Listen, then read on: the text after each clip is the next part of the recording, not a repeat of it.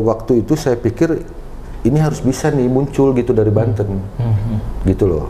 Nah jadi itu tadi saya banyak program yang nyeleneh, yang memang tujuannya supaya apa yang menjadi tanggung jawab saya saat itu ini bisa kelihatan sisi positifnya. Saya selalu bilang ke teman-teman, ya jangan copy paste sih. Kita coba sesuai dengan kewenangan dan tupoksi kita yang ada. Kita lahirkan hal-hal baru gitu. Jadi dalam memberikan pelayanan ke masyarakat itu masyarakat juga mendapatkan hal baru. Jadi enggak yang itu terus gitu.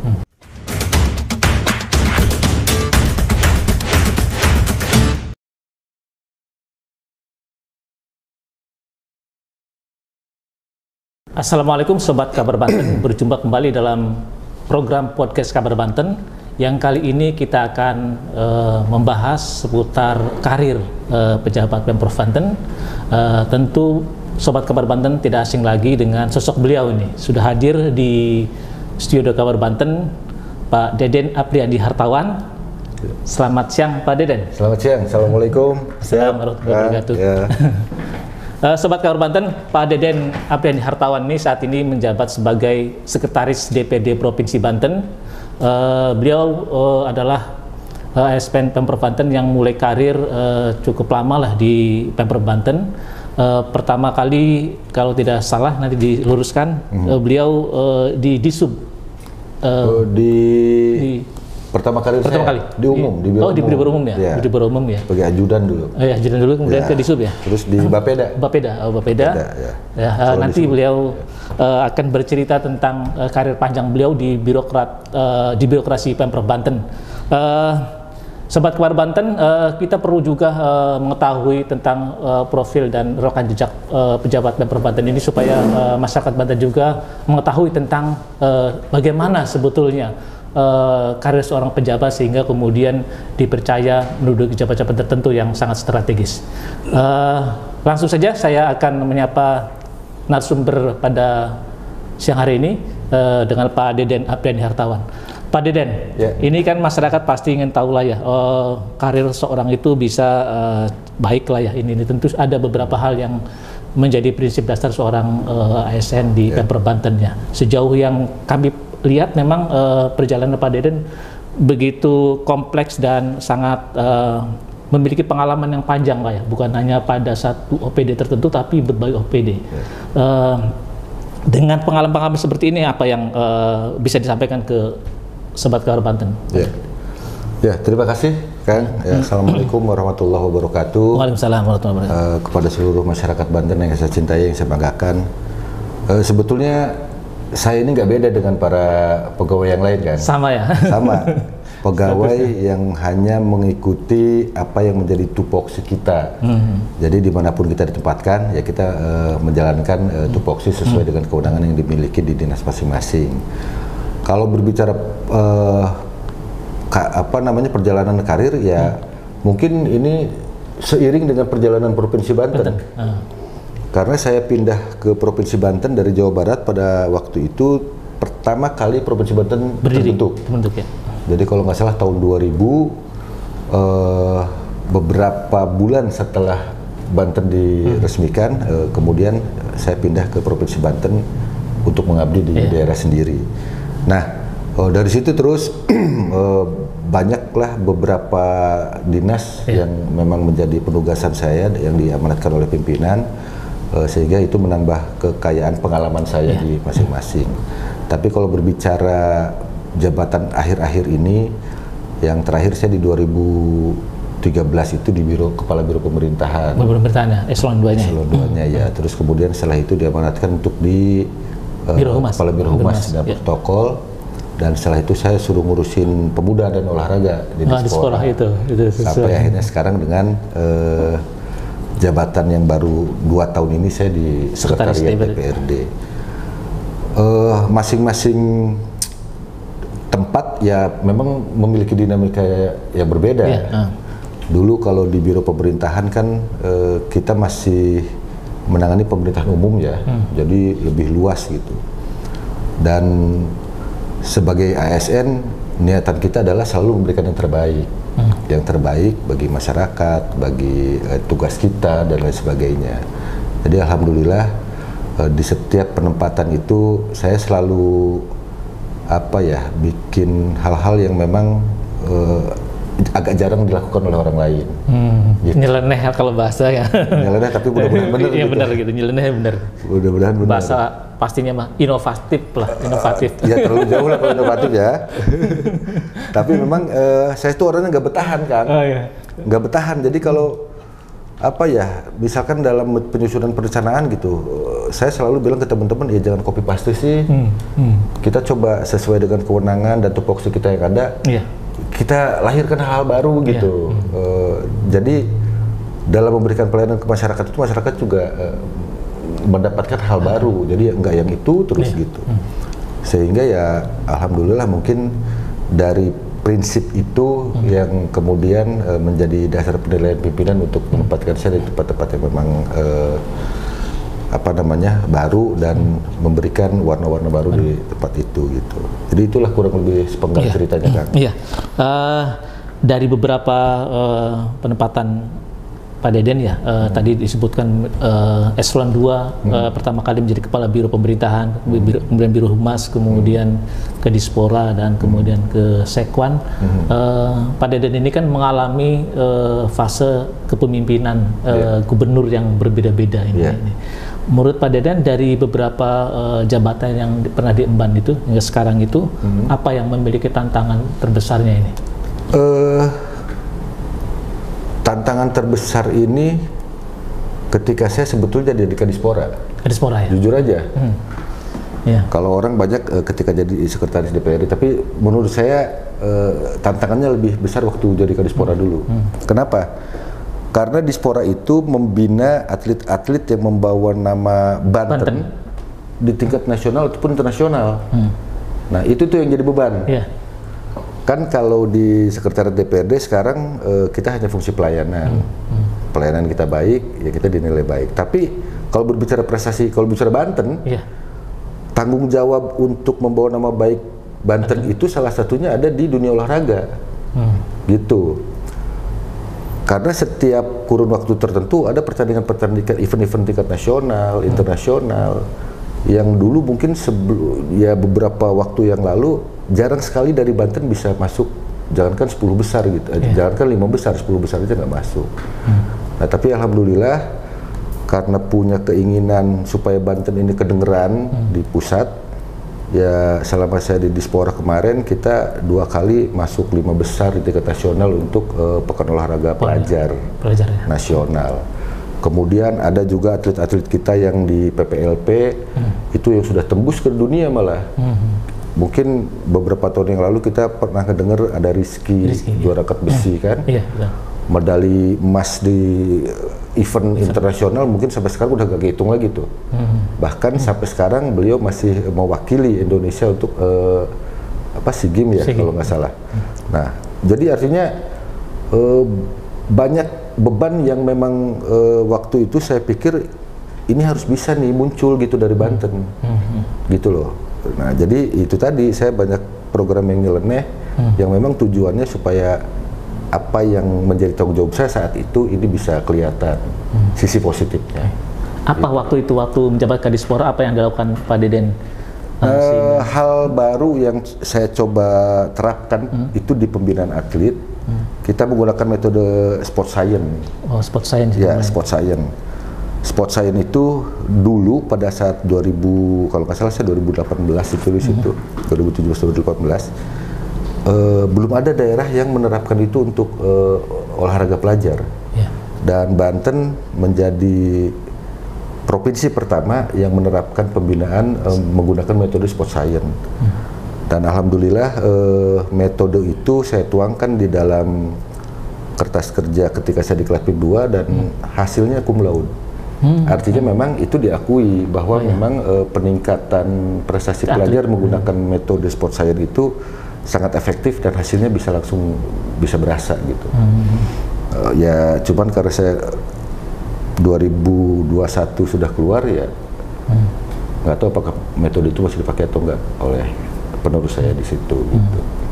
Nah itu yang kemudian bisa menghasilkan atlet-atlet yang berprestasi kan. Terus juga fasilitasi asrama atlet juga. Ya, nah 2018 kan kita pertama kali bisa masuk di 5 besar nasional. Kemudian sebelum COVID kita masih ada Popnas lagi, kita masih bertengger di situ. Kita mengalahkan DIY kalau nggak salah, bahkan mengalahkan Lampung yang itu biasanya dia masuk 5 besar terus. Kecuali DKI, Jawa Tengah, Jawa Timur itu memang udah nggak repot lah. Tapi kita bisa urutan setelah mereka, saya punya kebanggaan tersendiri gitu dengan kondisi kita.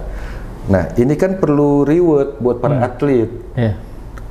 Dan saya pengen reward itu nggak habis di satu orang dan di satu masa gitu loh. Maka saya waktu itu mengusulkan ke Pak Gubernur ketika zaman Pak Wahidin, Pak kita harus ngasih reward ke mereka. Apa rewardnya? Ya sarana mereka harus kita tingkatkan. Karena selama kita ngikut Jawa Barat sampai dengan sekarang asrama mereka itu aja gitu, dan kondisinya ya sudah tidak layak sebetulnya. Maka kita bangun asrama segala macam, dan alhamdulillah dari situ kan peningkatan motivasi atlet juga jadi bertambah. Jadi itu kan ya, mudah-mudahan sih ini terus berkelanjutan dilaksanakan oleh kepala dinas Dispora yang sekarang gitu. Iya, ya salah satu mungkin sangat enjoy di Dispora karena latar belakang Pak Deden ini juga aktivis organisasi kepemudaan, kemudian juga banyak relasi-relasi yang muda sebagai mungkin agak lebih punya feel ya di Dispora. Selain juga tadi bahwa membawa nama Banten ke pentas nasional itu tentu suatu kebanggaan begitu. Ya, kalau di situ kan terukur prestasi kepala dinas itu terukur di situ gitu. Ya kalau prestasi olahraganya biasa-biasa aja berarti mereka kerjanya biasa-biasa aja gitu. Tapi kalau prestasinya bagus ya bagus. Jadi saya senang sesuatu yang terukur gitu. Jadi tadi saya sudah beberapa kali periode ya gubernur berganti, segala macam berganti. Saya lebih senang memperlihatkan prestasi daripada hal lain, ya mohon maaf gitu. Karena ya sebagai pegawai itu yang harus dilakukan sebetulnya, bukan mencari hal-hal yang di luar acara kedinasan. Iya, mantap lah. Pemirsa Kabar Banten, selain di Dispora, saat ini Pak Deden ini adalah menjabat Sekretaris DPRD Provinsi Banten. Dibandingkan jabatan sebelumnya, yaitu Kepala Biro Pemerintahan, Kepala Biro Humas, dan Kepala Dispora Provinsi Banten, tentu saja menjabat Sekretaris DPRD yang melayani 85 anggota DPRD, memfasilitasi kegiatan mereka, tentu saja bukan hal yang mudah lah. Tapi Pak Deden dalam 2 tahun ini juga sudah mampu lah ya, memberikan pelayanan yang terbaik di Gedung Wakil Rakyat. Nah, berbicara tentang pelayanan di Sekretariat DPRD, tentu saja ada beberapa hal yang mungkin hal-hal yang baru yang juga dilakukan oleh Pak Deden karena sikap beliau, prinsip beliau yang ketika bekerja itu harus memberikan pelayanan yang lebih baik. Ada hal-hal yang baru, ada inovasi-inovasi baru. Nah, khusus di DPRD kan berbeda dengan OPD sebelumnya, Pak Deden. Apa yang dirasakan ketika Pak Deden diberi amanah oleh Gubernur Banten menjadi Sekretaris DPRD? Ya, ini juga tantangan tersendiri memang. Tapi kan tidak terkait langsung dengan masyarakat tadi ya. Sekretariat DPRD salah satu tugasnya kan memang melayani kinerja DPRD.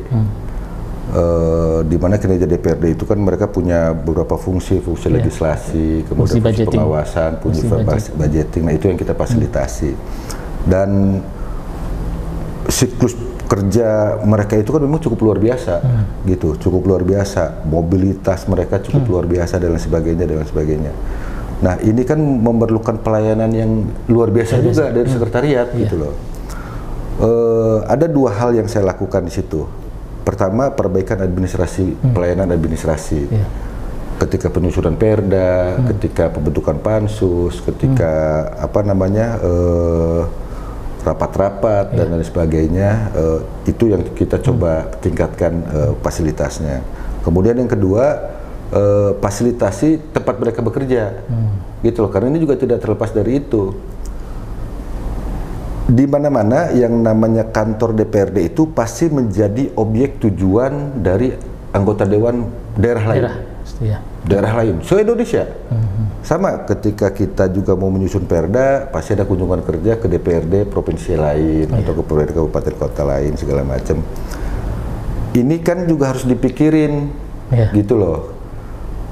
kebetulan mungkin kondisi gedung yang sekarang itu ya dari semenjak gedung itu berdiri sampai sekarang kan belum terlalu banyak perubahan atau perubahan yang mayor ya, yang besar ya. Sehingga sekali lagi saya mikir nyeleneh, ya kita harus bisa memperlihatkan identitas Banten nih. Karena kalau teman-teman media datang ke kantor DPRD sekarang, kan kita nggak tahu ini kantor DPRD Banten apa kantor DPRD mana gitu. Nggak ada identitas yang kelihatan di situ gitu. Saya masih ingat tuh Pak Den, waktu Mas tuh masih deputi DPRD, sering bocor toiletnya. Sekarang cobain mau pipis di sana boleh. Sudah berubah. Gitu. Jadi yang saya pikirin itu bagaimana gedung ini bisa merepresentasikan budaya Banten, identitas Banten, gitu kan. Nah maka kemudian sekali lagi saya nyeleneh. Saya pengen gedung DPRD ini sekarang ke depan gitu menampilkan ciri khas kebantenan. Kan kalau kita datang ke Bali dari jauh itu gedung itu udah tahu, sudah kelihatan, udah kelihatan ini memang budaya Bali, motif dan lain sebagainya itu begitu. Ke Cirebon lah, gak usah jauh-jauh kayak begitu segala macam. Banten ini kok yang katanya dulu pusat kebudayaan, identitasnya saya lihat belum ada di gedung Dewan ya. Makanya kita coba, kita berdiskusi dengan para pelaku budaya dan lain sebagainya. Kita pengen gedung ini sedikitnya menampilkan identitas Banten. Maka kita sudah bekerja sama dengan konsultan dan lain sebagainya. Gedung itu nanti akan ada perubahan. Itu dari sisi gedung. Terus kemudian aktivitas Dewan juga akan kita pusatkan di bawah. Di bawah ya? Ya kan, yang perlu kita ketahui, usia anggota Dewan juga beragam, ada yang udah naik turun agak sulit, jadi kita pusatkan di bawah. Jadi sehingga ketika ada masyarakat yang mau ketemu dengan wakilnya, itu mudah, nggak mesti cari-cari ruangan ke sana kemari. Ruang komisi atau apa maksudnya? Iya ruang komisi, di bawah semua itu. Jadi akan kita pindahkan, baru ruang pelayanannya kita naikkan ke atas, gitu loh. Sehingga administrasi dan lain sebagainya tidak terganggu oleh masyarakat yang ingin ketemu dengan wakil-wakil rakyatnya gitu. Nah itu upaya-upaya kita, termasuk juga ya pelayanan kesehatannya, karena memang sekretariat DPRD kan termasuk objek vital daerah. Di situ kan ada beberapa persyaratan yang harus dimiliki. Pertama akses disabilitas, kemudian kebakaran, antisipasi kebakaran, termasuk pelayanan kesehatan. Kita juga sekarang lagi udah bangun klinik, sudah jadi. Sebelumnya udah ada, tapi dia hanya numpang di ruangan tertentu, sehingga di pojok itu ya? Di pojok itu. Iya. Ingat waktu itu. Nah, kan kalau ada yang mungkin kalau ada yang sakit malah jedog-jedogan malah tambah sakit gitu. Nah, itu sekarang sudah kita benahi.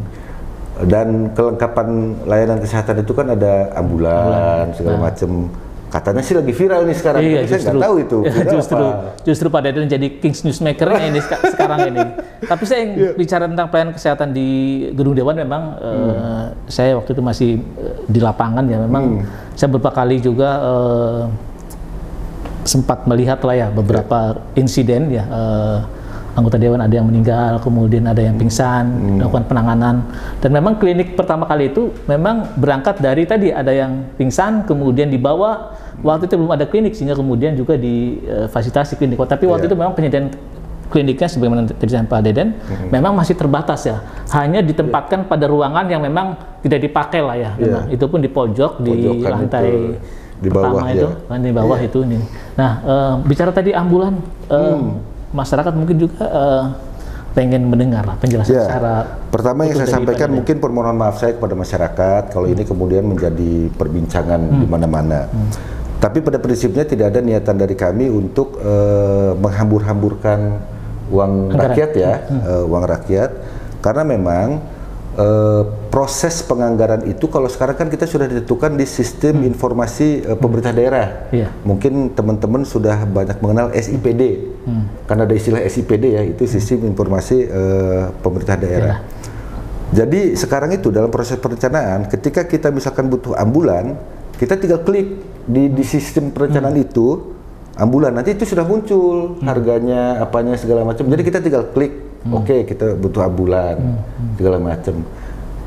Jadi harga apa semua itu sudah tertera di situ, speknya. Contoh kita butuh mobil dinas misalkan, kan itu sudah ada regulasinya kalau mobil dinas eselon 3 1500 cc. Jadi kita tinggal ketik mobil dinas 1500 cc, itu sudah muncul apa aja. Nah di situ kan tidak menyebutkan merek. Sebetulnya tidak menyebutkan merek, jadi spek aja. Jadi yang 1500 cc, oh harganya segini itu sudah ada. Sudah ada semua, range-nya sudah ada. Artinya pemerintah sudah menyiapkan itu. Nah, daerah itu tinggal klik aja. Nah, setelah itu kan kemudian jadi ke DPA. DPA ini kan harus dijalankan. Maka kita pesan. Nah, untuk pemesanan pun sekarang kan sudah diatur sedemikian rupa melalui e-katalog. Ada namanya lembaga LKPP. Itu ya? LKPP. Nah, itu kan lembaga pemerintah yang memang menyediakan barang-barang yang dibutuhkan oleh pemerintah, baik itu alat kesehatan, kendaraan, semualah di situ, obat-obatan dan lain sebagainya, termasuk bahan baju dan lain sebagainya, itu ada semua di situ. Nah, kita masuk juga ke situ-situ, kita klik sesuai dengan DPA. Oh, yang harganya sekian ada, udah diklik, cek. Jadi itu barang gitu loh. Jadi boleh dibilang kita sekarang tidak punya banyak pilihan. Yang kadang-kadang pilihan itu kan kemudian disalahgunakan kan. Dan itu bagus sih menurut saya. Jadi memang sudah diarahkan oleh pemerintah bahwa memang harus seperti ini. Nah, jadi kejadian kemarin itu dari mulai proses perencanaan sampai dengan proses pelaksanaan kita sudah mengikuti rambu-rambu yang ada. Ya, kalau kemudian anggarannya itu oleh sebagian masyarakat dianggap tidak signifikan, ya memang kami ya akui lah. Tapi itu kan sistem. Kita sudah tidak bisa lagi karena di kebutuhan awal itu ketika kita nyusun anggaran di SIPD, kita kan memasukkan spek, misalkan mobilnya sekian cc, terus kemudian di dalamnya itu ada apa gitu loh, ada pasien monitor, ada EKG, terus ada operasi ringan dan lain sebagainya. Nah, jadi itu yang ada di daftar SIPD itu ya? Nah, baru muncul nanti itu yang speknya seperti itu, harganya segini. Nah, merek mobilnya itu kita nggak disebut, di situ nggak disebut, kita nggak tahu nanti di LKPP itu munculnya mobil apa, kita nggak tahu. Nah, itu cuma kan ya kemarin saya nggak jelaskan panjang lebar, kan kita agak susah juga kalau wawancara di luar kan. Tapi spek dan standar itu memang disesuaikan dengan tadi pertimbangan bahwa yang dilayani juga kan anggota DPRD. Sebetulnya mobil ini bukan hanya saja untuk anggota DPRD ya, ini perlu koreksi juga. Sekretariat DPRD itu sekarang kalau tidak salah punya 720 pegawai. 720. Ya. Dengan gedung yang sebesar itu sudah barang tentu pasti akan ada hal-hal yang tidak kita inginkan, dan memang beberapa kali kejadian selain tadi anggota dewan yang Kang Suni sampaikan, ada yang sampai sakit, meninggal dan lain sebagainya. Pegawai kita juga sama. Belum lama ini sebelum puasa kemarin di jalur Palima Boru itu kan rame, motor kan ngebut, jalannya gede, enak segala macam. Kita sering juga ada kecelakaan tuh. Kalau Kang Suni dari Boru mau ke KP3B, dia kan harus putar arah tuh. Putar aja. Ini kan bis segala pada kenceng-kenceng, dan itu sering terjadi kecelakaan, baik itu yang di sekretariat DPRD maupun yang di dinas-dinas lain yang di KP3B. Nah, yang terakhir itu kebetulan staff kita ada yang keserempet. Itu kan kita susah. Klinik waktu itu kita masih kecil kan, lihat sendiri. Terus kita juga mobil ambulan yang ada memang nggak bisa dipakai. Akhirnya mohon maaf ya, kita waktu itu sampai pakai mobil staff untuk bawa. Cuman kan yang namanya mobil pribadi tempatnya juga memang bukan untuk orang sakit. Ya akhirnya agak kesulitan lah. Nah, makanya karena memang mobil ambulan yang sudah ada sudah tidak bisa dipakai, bukan tidak layak lagi, tapi memang nggak bisa dipakai. Tidak bisa dipakai, terus kemudian klinik juga saya rasa perlu dimaksimalkan, maka kita bangun tuh kliniknya, kita beli mobil ambulannya dan lain sebagainya gitu. Kalau tenaga dokter kita udah ada standby dari beberapa tahun yang lalu, jadi ada dokter jaga di situ. Jadi itu. Ya, mungkin masyarakat publik menyorotinya pada tadi pada masih debatable apakah ini kemahalan atau seperti apa? Makanya tadi yang pertama saya sampaikan, saya mohon maaf pada masyarakat kalau memang kemudian ini menimbulkan kegaduhan. Tapi sekali lagi saya sampaikan, tidak ada niatan kami untuk beli barang-barang mahal, karena kita kan hanya melihat dari sistem. Melihat dari sistem, kemudian itu kita tuangkan di DPA, pelaksanaannya ya kita mengikuti ketentuan dari LKPP dan lain sebagainya gitu. Yang memang untuk spek yang kita butuhkan itu ya harganya memang segitu gitu. Masalah jenis mobilnya aja saya baru tahu tuh pas datang kalau itu Pajero. Makanya kalau nggak salah kan itu datang hari apa ya, sore. Saya kebetulan udah pulang. Iya. Ada beberapa teman media, Pak ini mobil apa? Ambulan saya Tuan. Saya bilang, iya kali ya, saya bilang gitu. Karena saya kan nggak tahu. Iya kali ya, saya bilang. Saya udah pulang, udah jadi rame lah begitu segala macam. Ya, jadi prinsipnya ya memang bukan keinginan pribadi apalagi bukan keinginan pribadi apalagi anggota dewan segala. Karena memang itu sistem yang kita ikutin begitu gitu. Ya sekali lagi ya itulah ya namanya dinamika pasti adalah gitu. Sorotan masyarakat hal yang biasa dan menjadi ini ya masukan. Dan memang wajar masyarakat kritis seperti itu wajar saya rasa karena belum semua kondisi masyarakat di Banten ini juga kan sesuai dengan harapan. Tapi yang pasti saya meyakini baik itu Pak PJ Gubernur maupun legislatif, anggota dewan itu tidak pernah lepas memperhatikan kemajuan masyarakat. Kan kita bisa lihatlah, ya ini mohon maaf agak menyimpang sedikit. Stunting kita sudah mulai menurun, inflasi kita juga sudah mulai menurun. Artinya memang dinas teknis bekerja, jalan juga infrastruktur.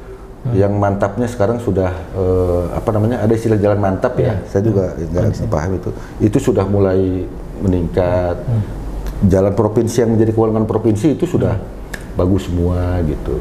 Ya kalau kemudian masih ada yang di luar kewenangan provinsi, nah itu kan mungkin ada pihak lain yang harus menangani, bukan kita gitu. Itu. Ya Sobat Kawar Banten, mudah-mudahan penjelasan dari Pak Deden Apriandi ini memberikan informasi yang utuh lah ya berkaitan dengan kemarin informasi yang cukup viral ya berkenaan dengan pembelian ambulans di Sekretariat DPRD Banten. Nah, Pak Deden, ini kan menjelang tahun politik ya, pemilu 2004 dan kemarin sudah ditetapkan bahwa memang kursi anggota DPRD Provinsi Banten periode 2024-2029 ini mengalami peningkatannya dari 85 menjadi 100 kita ya, 100. Anggota DPRD, berarti perlu penambahan 15 kursi DPRD dan ini tentu saja bukan jumlah yang sedikit dan bagaimana pihak Sekretariat DPRD mempersiapkannya karena kan di 2024 ya mungkin perencanaannya sudah mulai harus dibikin sekarang. Keputusannya sudah keluar bahwa Dapil Banten itu bertambah menjadi 100 anggota DPRD. Memang ini juga salah satu hal yang saya pikirin nih. Tapi sambil mikir, saya sambil bekerja. Bekerjanya gimana? Saya sudah mulai mendesain, merencanakan gedung fraksi, gedung fraksi yang isinya nanti anggota DPRD di situ, yang memang muat untuk kapasitas 100 orang. Karena ruangan-ruangan fraksi di kita yang ada atau ruang komisi-komisi di kita yang ada, kalaulah semua masuk 85 orang, saya yakin berdesakan, karena memang ruangannya kecil-kecil sekali. Mungkin nanti bisa main-main kita ke sana. Kita udah rombak begini begitu ya karena memang space yang adanya cuma itunya aja. Agak sulit bagi kita untuk ngakal-ngakalin supaya memang mereka bisa masuk dan bekerja sesuai dengan tupoksi yang dimilikinya. Nah maka tahun ini sekarang kita sedang merencanakan DED untuk gedung fraksi. Nah ini juga nanti hasilnya mungkin baru beberapa bulan ke depan karena masih proses pemilihan lelang. Harapan saya sih ini kan dalam rangka peningkatan sebetulnya bukan hanya saja kepada anggota dewannya ya, tapi secara tidak langsung kan kepada masyarakat. Kenapa saya katakan demikian? Biar bagaimanapun secara konstitusional itu kan wakil rakyat. Kemudian mereka juga kan melayani kita semua nih sebagai rakyat gitu kan. Banyak yang audiensi, banyak yang datang dan lain sebagainya. Ya itu perlu dipikirin tuh tempat-tempat untuk bisa beraudiensi, ngobrol dengan wakilnya dan lain sebagainya gitu. Itu juga perlu dipikirin. Makanya saya coba sekarang sedang merancang bagaimana supaya kita punya gedung fraksi sendiri.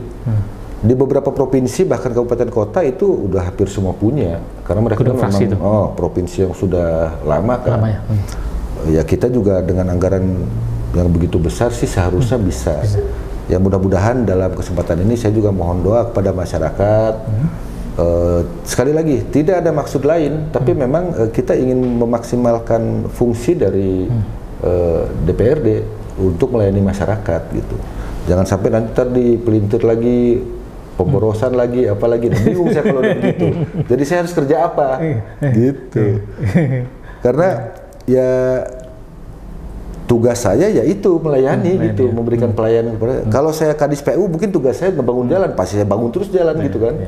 Karena sekarang tugas saya di situ, ya saya harus memaksimalkan fungsi dan kewenangan saya untuk melayani masyarakat. Yang jelas tadi terukur ya, untuk fungsi dari program itu ya. Ya, terukur lah. Mudah-mudahan begitu. Ya seperti sekarang rehab yang kita lakukan tahun ini, ukuran saya bahwa kita ingin identitas Banten ini muncul di gedung-gedung pemerintahan. Kita memang belum punya perda kebudayaan, tapi kan nggak salah kalau kita memulai bahwa menampilkan bahwa Banten ini punya sejarah, gitu loh. Di mana sejarah itu kita punya Surosoan, kita punya Kenari, kita punya benteng di mana Tangerang, kita punya ini Baduy dan sebagainya. Nah saya pengen itu tuh tergambarkan di gedung DPRD. Gitu, makanya nanti mudah-mudahan hasilnya sesuai dengan harapan ya, kita undang lah teman-teman media biar bisa melihat seperti apa nanti kan gitu. Termasuk tadi ya penjelasan bahwa ornamen seperti ini maknanya. Iya, maknanya ini. Karena kita juga sebelum pada saat perencanaan dulu tahun kemarin itu berdiskusi dengan para tokoh-tokoh budaya ya, termasuk diantaranya ya Pak Tihami dan sebagainya. Kita banyak berdiskusi lah, informal gitu. Pak, apa sih kira-kira gitu kan? Ya kayak Kaibon, itu kan juga belum banyak di ornamen-ornamen kita di Pemprov gitu. Terus ya apa namanya? Benteng Surosoan dan sebagainya lah. Nah, itu yang pengen kita. Jadi ketika ada kunjungan dari luar daerah, ini mereka Banten, akan tahu ini Banten. Iya. Miniatur. Makanya dari tahun kemarin nggak jauh-jauh. Tahun kemarin yang namanya souvenir, kan kalau yang biasanya souvenir itu kita miniatur menara Banten. Iya. Itu menaranya aja. Menara udah. Tahun kemarin sampai dengan hari ini itu souvenir dari Sekretariat DPRD itu golok Ciomas, miniatur golok Ciomas, gitu loh. Iya. Kenapa? Lawang kita punya golok yang udah masuk muri dan kita dikenal sebagai daerah Jawara gitu kan. Ini kan harus dimunculin. Dan kebetulan golok itu kita sudah mendapatkan penghargaan dari UNESCO kan. UNESCO, benar. Sebagai peninggalan tak benda kalau nggak salah ada itu. Nah ini kan nggak dimunculin gitu loh. Nggak dimunculin bahwa Banten ini punya ini, padahal ini kan potensi. Dan otomatis ketika saya pesen miniatur golok, ini kan meningkatkan UMKM yang ada di kita. Para pengrajin golok dan lain sebagainya. Mereka kan jadi bersemangat lah. Bersemangat gitu loh. Itu kan dampak efek dominonya. Terus kemudian sekarang di taman kita juga kita akan pasang batu sempur. Tahu batu sempur ya? Iya, tahu. Itu juga kan cuma ada di Banten. Batu fosil. Kan terkenal itu di Banten batu fosil. Tapi kalau kita lihat sekarang di kantor-kantor kita, mana ada yang merepresentasikan bahwa Banten punya itu. Nah itu juga akan kita pasang di Sekretariat DPRD. Jadi saya betul-betul pengen bahwa, wih Banten ini memang keren gitu loh. Iya. Banten ini memang keren gitu. Jadi ya itu. Ya kalau tadi sekali lagi kalau masalah apa ya, yang lain-lain masih banyak yang kurang kan itu ada dinas-dinas lain yang menangani lah. Tapi sekarang pokoknya sebagai Sekretaris DPRD saya punya tugas untuk memberikan pelayanan kepada DPRD baik administrasi maupun tadi pelayanan perkantoran, ya itu yang kita lakukan. Itu yang kita lakukan gitu. Jadi biar memang kita ini bangga gitu ketika didatengin orang, oh ya memang Banten kayak begini. Dan gedung DPRD menjadi cerminan lah wajah Banten secara keseluruhan. Gitu ya. Karena jujur aja saya kalau mau masuk ke Banten bingung juga, dari mulai keluar tol timur apa ya yang bisa merepresentasikan Banten juga. Apa? MOS. Ya selamat datang di Provinsi Banten ya, belum ada ya. Ini di ibu kota Provinsi Banten. Gitu maksudnya pengen gitu loh. Saya ini orang Banten. Ya mohon mudah-mudahan sih didukung lah oleh seluruh saudara-saudara kita yang ada di Banten sekarang ini. Mau dari manapun asalnya kita kan kita ikut bangga kalau daerah kita itu bisa dilihat orang. ada identitas, ada ciri yang memang jadi kebanggaan gitu. Itu aja. Ya, mudah-mudahan ide Pak Deden ini juga diinspirasi oleh pemerintah daerah ya, termasuk Kota Serang dan lain-lain, supaya nanti sinergis lah ya antara gagasan di provinsi dengan daerah. Betul. Sehingga tadi cerminan local wisdom ataupun ciri-ciri khas budaya masyarakat itu tetap muncul ya. Muncul.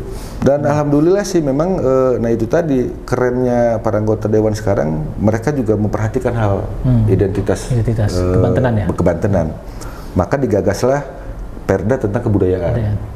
Gitu loh, oleh DPRD. Itu inisiatif DPRD. Nah, ini sedang berjalan, kita bekerja sama dengan salah satu perguruan tinggi di Banten menyusun draft Perda tentang kebudayaan. Nah, itu nanti isinya di situ akan kita explore semua kebudayaan di Banten. Jadi tidak hanya pembangunan bersifat fisik ya, tapi juga memperbaiki aspek kebudayaannya. Betul. Jadi kalau berbicara baju adat Banten kayak gimana sih? Kan sampai sekarang belum ada payung hukum yang menaungi. Kalau HUT Banten tuh baju adat Banten kayak gimana, kita belum punya landasan hukumnya. Tapi diharapkan dengan adanya Perda kebudayaan itu menjadi salah satu pasal yang ada di Perda tersebut. Sehingga jelas lah ya. Jelas. Baju gitu. Banten begini, filosofinya seperti ini. Betul. Ada fakta sejarahnya. Nah, gitu ya, dan itu. sebagainya. Dan dengan perguruan tinggi yang bekerja sama dengan kita jangan kemudian harus mengerucutkan pada satu titik. Karena memang diakui atau tidak, Banten ini kan terdiri dari aneka ragam budaya. Ada budaya Betawi, ada budaya Sunda, ada budaya Kesultanan dan sebagainya. Justru kita harus menguatkan masing-masing itu. Jadi masing-masing bukan kemudian kita harus melebur satu, ini muncul, ini enggak. Justru identitas dari masing-masing latar belakang budaya itu yang harus dimunculkan. Nah, itu kira-kira apa sih namanya upaya-upaya kami supaya memang Banten ini lebih dikenal lah. Biar lebih keren, saya bilang gitu. Tagline-nya Banten keren, wis konon be. Setuju lah, sepakat. Dan Sobat Kabar Banten, banyak hal yang sangat inspiratif yang disampaikan oleh Pak Deden ya, berkenaan dengan gagasan beliau dan juga tadi rekam jejak beliau bekerja yang selalu memberikan inovasi pada berbagai tempat yang dia mengabdi lah ya, seperti itu. Termasuk juga tadi ide-ide besarnya ya ke depan, mudah-mudahan ini menjadi sesuatu yang menginspirasi lah siapapun yang nanti menonton podcast Kabar Banten ini bisa terinspirasi sehingga memunculkan gagasan yang lebih baik lagi tadi, supaya tujuan utamanya adalah memajukan Provinsi Banten dan masyarakatnya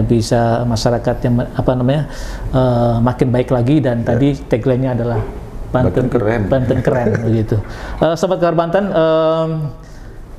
karena waktu jualah yang membatasi kita, perbincangan podcast Kabar Banten ini dengan Pak Deden Afriandi Hartawan ini sangat menginspirasi kita semua. Mudah-mudahan beliau akan terus memiliki semangat motivasi dalam bekerja sehingga terus melahirkan karya-karya dan program-program yang sangat baiklah untuk Provinsi Banten dan untuk masyarakat Banten secara umum. Sobat Kabar Banten, demikian podcast pada siang hari ini. Saya selaku host Maksuni Hussein. Terima kasih Pak Deden atas kesediaannya di waktu libur masih menyempatkan datang ke studio kami podcast Kabar Banten. Lain kali kita akan berbincang juga dengan Pak Deden dengan tema-tema yang lebih menarik lagi, karena beliau pasti memiliki ide-ide yang baru lagi. Ya, kita di sana sekarang sudah punya studio juga. Oh ya. Sekali-kali nanti podcastnya di studio. Sekretariat DPRD. Lengkap udah sekarang. Pasti ya, pasti lebih bagus lagi mungkin. Demikian Sobat Kabar Banten, podcast Kabar Banten pada siang hari ini. Saya selaku host mengucapkan terima kasih sekali lagi ke Pak Deden Afriandi Hartawan atas sediaannya datang ke studio podcast Kabar Banten. Kurang lebihnya mohon maaf. Bila dah. Assalamualaikum warahmatullahi wabarakatuh. Waalaikumsalam warahmatullahi wabarakatuh.